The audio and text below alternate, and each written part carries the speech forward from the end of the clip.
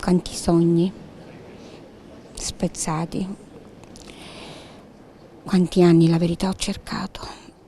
Ogni tanto passa un alito di vento, mi sfiora, mi accarezza e so che mi sei accanto, perché è una carezza che conosco, che non è mai scordato. Un alito di vento è quello che è stato lui nella nostra vita. Inizia così la poesia che mamma Graziella ha dedicato al suo Claudio, ucciso dalla mafia con un colpo di pistola alla testa a soli 11 anni. Forse testimone scomodo di un delitto, oppure un omicidio legato ad un appalto delle pulizie dell'aula bunker dove si stava svolgendo il maxi processo di Palermo.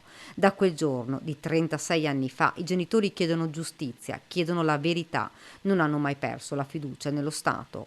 Qualcuno mi dice: ma dopo 36 anni lei ha ancora fiducia? Sì, io ho fiducia in quella parte di Stato onesta che può dare giustizia a mio figlio, e quindi non levatemi almeno quella speranza, perché altrimenti sarei morta 36 anni fa.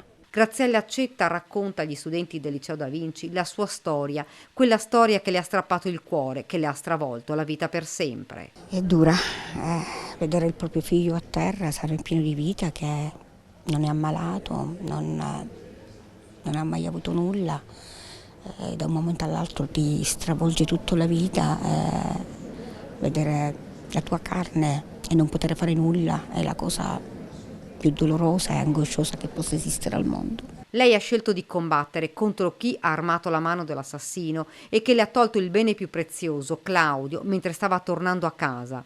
Lo fa con la forza delle parole, con il coraggio di continuare a vivere ogni giorno e trasmettendo ai giovani quei valori in cui crede ciecamente. Al termine dell'incontro ha chiesto agli studenti chi si sarebbe vendicato per la morte di un proprio caro.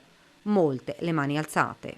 Io faccio ormai quasi sempre questa domanda per vedere anche i ragazzi come ragionano, come la pensano, e quando alzano la mano è come dirmi: ah, tu non hai vendicato tuo figlio, ma la vera vendetta è vederli dietro una sbarra, non ucciderli.